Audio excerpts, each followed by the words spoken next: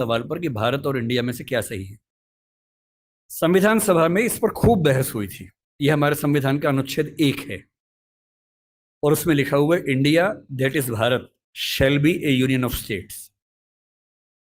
बड़ी इंटरेस्टिंग बात है कि उस समय डिबेट थी कि भारत का नाम भारत रखें या इंडिया रखें। कुछ लोगों ने आर्यव्रत भी कहा, आर्यव्रत कहा, कुछ ने हिंदुस्तान कहा, सब नाम चले।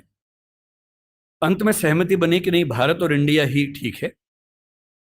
नेहरू जी ने खुल के तो नहीं, पर नेहरू जी के पर्सपेक्टिव से जो बात वहां पर ज्यादा आई वो ये थी कि हमारे संविधान के बनने की प्रक्रिया में जो बहुत सारे एक्ट थे जो अंग्रेजों ने बनाए थे, जैसे इंडिया इंडिपेंडेंस एक्ट 1947 का है, 1935 का एक्ट था, उन सब में इंडिया का इस्तेमाल था।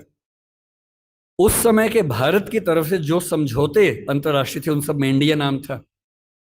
पश्चिम की दुनिया हमें इंडिया के नाम से जानती थी, अमेरिका हो, फ्रांस हो, कोई भी हो, सब इंडिया जानते थे। नेहरू जी का मिजाज जो था वो ये भी था कि हमें ग्लोबल पर्सपेक्टिव में चीजों को देखना है, पूरी दुनिया से संवाद करना है, क्योंकि उनकी रुचि अंतर्राष्ट्रीय मुद्दों में ज्यादा थी, बहुत ज्यादा थी।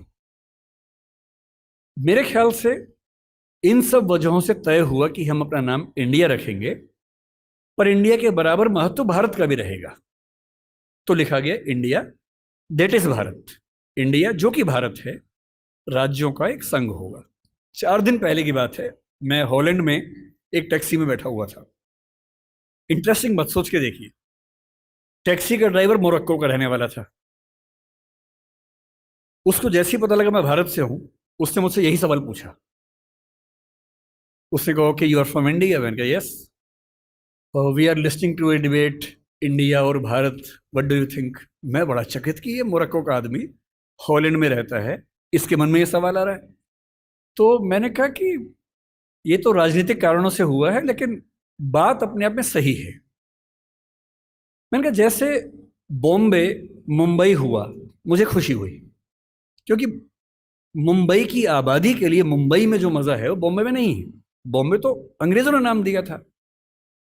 कोलकाता को कैलकाटा अंग्रेजों ने किया, तो बंगाल के लोगों ने कोलकाता कर दिया उसको। दिल्ली को दिल्ली के लोगों ने दिल्ली कर दिया, दिल्ली ही बना के रखा हुआ है, DILLI, ये होना चाहिए। कहे कि दिल्ली भाई, हम क्यों दिल्ली बोलेंगे दिल्ली को? ये सारे तर्क अगर सही हैं, अगर बर्मा का नाम म्यांमार होना सही है, क्योंकि उनकी जनता की आवाज तो म्यांमार में है, बर्मा में नहीं है। श्रीलंका और सीलोन की डिबेट में वो अपने आप को सीलोन ना मानना चाहे, श्रीलंका मानना चाहें, क्योंकि उनकी भाषा श्रीलंका बोलती है। तो मेरे मन में सवाल बड़ा साफ आता है कि भारत इंडिया क्यों होना चाहिए। मैं फिर स्पष्ट कर दूं, मैं सरकार के पक्ष में नहीं बोल रहा हूं, मुझे उनसे रत्ती भर मतलब नहीं, मैं एक विचार की बात कर रहा हूं। और मैं जब संविधान पढ़ाया करता था, अनुच्छेद 1 पढ़ाते हुए मैं हमेशा बोलता था कि मुझे चुभन होती है ये पढ़ते हुए कि इंडिया दैट इज भारत। दोनों ही लिखने थे तो भारत दैट इज इंडिया कर देते। अगर दोनों ही लिखने थे, ठीक है, दोनों रखें, क्या दिक्कत है। इंटरेस्टिंग बात इसके बाद है, मोरक्को के उस ड्राइवर ने उसके बाद पता है क्या कहा, हिंदी में अगर बताऊं, बोले अच्छा अच्छा ये मामला है, अब समझ में आया। फिर बोले कि बड़ी इंटरेस्टिंग बात है, हमारा नाम मोरक्को पड़ गया फ्रेंच लोगों की वजह से। मोरक्को के लोग मोरक्को को मगरिब बोलते हैं। और जब मैं सऊदी अरबिया गया, सऊदी अरब के लोगों ने मुझसे पूछा कहां से आए हो, मैंने कहा मोरक्को। उन्होंने इस भाव से देखा कि मैं पागल हूं, बोले नहीं, मगरिब से आए हो। अगर मगरिब की आबादी खुद को मगरिब कह के खुश है, तो उसे फ्रेंच लोगों की वजह से मोरक्को क्यों कहा जाए? इंडिया शब्द वेस्ट ने दिया और बुरे भाव से दिया। उनकी नजर में इंडियन होने का मतलब है बहुत पिछड़ा हुआ होना, रेड इंडियंस, वेस्ट इंडियंस। तो आज ये क्यों हुआ? मैं समझता हूं कि राजनीतिक निहितार्थ है, और उस राजनीति में मेरी रुचि जरा सी भी नहीं है।